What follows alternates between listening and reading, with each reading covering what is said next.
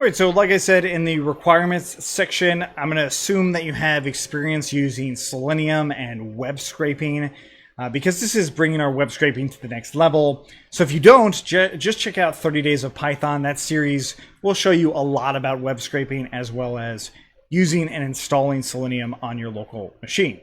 Okay, so I've got some of the imports here and a basic scraper function as well as a basic regular expression ID extractor. Okay, so I'll explain those things in just a little bit. And then finally, the URL. So my wife has an Etsy shop and she sells all sorts of things. What I want to do is actually build a program that helps her find fabric, for one, monitor price changes, two, and then three, maybe give some recommendations. Now, of course, all of those things I'm not going to be doing here. The things I'm doing here is just scraping the initial parts of the data, right? So the machine learning stuff will come later. And in a different series. So what we want to do is actually take a look at this URL. It's very simple, spoonflower.com, and then you look for fabric. I mean, they have all kinds of projects, or products rather, and so you can always do this same sort of methodology there. But what I want to do is actually just copy the link address and paste it in here. So this is what I actually am going to parse, is I'm going to parse all the links that go specifically to these products. And I'm making a few assumptions here that this first one is a product ID of some kind.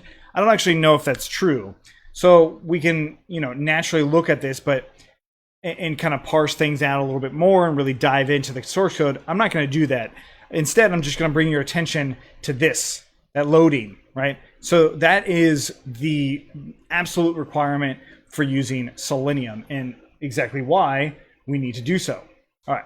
So let's actually do the scraping part here.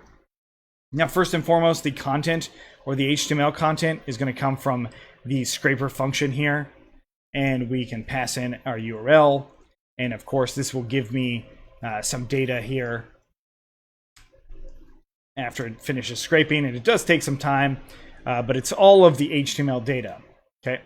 So naturally, we want to turn this into the HTML variable here. I can call this the HTML from request or the HTML response, and that's literally taking the HTML class and passing in that content as the HTML keyword argument, and that's coming from request.html, of course.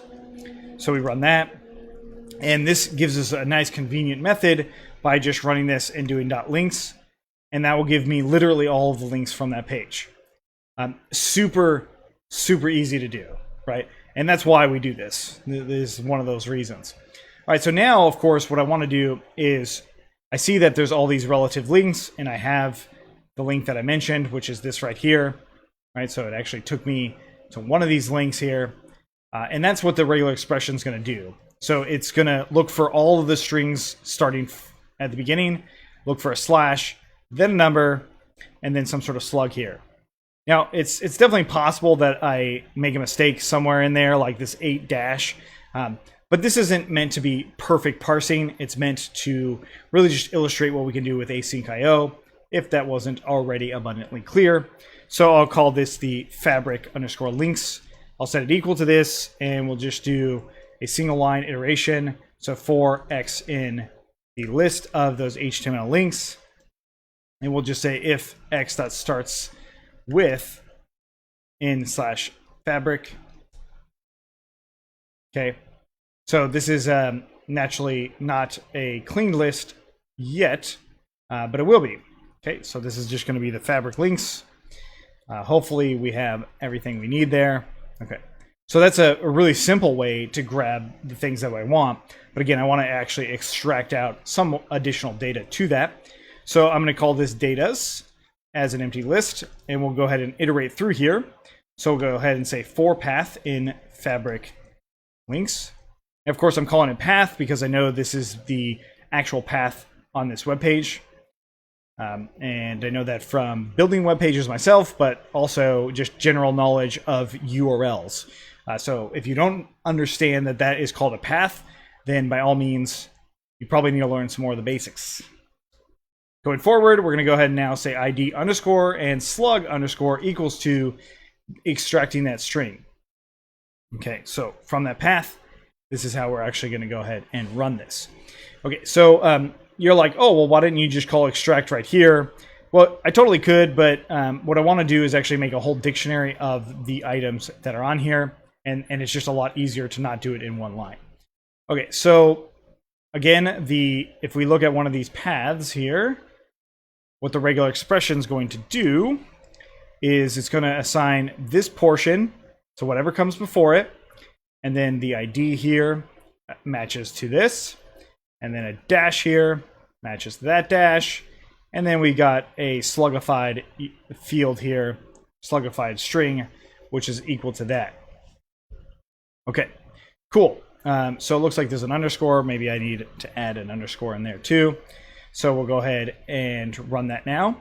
I'll just print out my ID and slug, see how that turns out for us. And we get a number of really good things in here. Okay, so we get the underscore. It looks like all of those slugs are coming through. And so now we know three things. We've got the path, we've got what I think is the product ID, and then a slug that's related to that product. I don't actually think the URL, if I just go to the ID, I'm not sure if it will actually open up that product. It looks like it does. Okay, so that's actually kind of convenient as well. So now the slug part is not nearly as important, but of course that's going to be different for every website that you end up scraping. Okay, so the data for this one is just going to be simple. It's ID and ID underscore, and then slug underscore, and path, and then scraped. Okay, so this last one is whether or not it's scraped. I'm going to say 0. And it's going to be really true or false values, but I'm going to be using 1 or 0. Now, the reason for this is because I actually want to put this into a pandas data frame and save this data. Using 1 or 0 is a lot easier to convert later into true or false versus having a string of true or false. So we know that if it's a 1, it's always true. If it's a 0, it's always false, which is often how these things are denoted anyway. Okay, so now that we've got that, we're going to do datas.append that data. And I'm not going to do any tests on whether or not this ID is inside of this data at this point. There's things that are more efficient for that. So I'm going to go ahead and run this. And now I just want to make sure I have pandas imported too. I didn't do that, so we'll go ahead and do import pandas as PD here. Run that cell. Of course, this assumes that I have pandas installed, which I do. Now what we're going to do is actually create our data frame from that data. So pandas pd.data frame of those datas and df.head. Okay, so scraped being that. And now, of course, I can actually go df.to CSV and save it as, I don't know, like local.csv. We are going to definitely save more things. But with that, we can now see why I did it with the 0. And that's read CSV local.csv, because I went from a CSV file to this local file, and we actually want to say index false. Okay, we don't need to store the index in this case. Of course, I could change the index to the ID, but again, that also doesn't really matter at this point. The main thing is being able to scrape and then save it to a file. Now, if this is incredibly uncomfortable for you, the next part is not going to get any better. So make sure that you're really comfortable with this portion, and I would say stick with the URL we're using if that wasn't obvious at this point, only because it's about the scraping, not so much the data. Okay, let's keep going.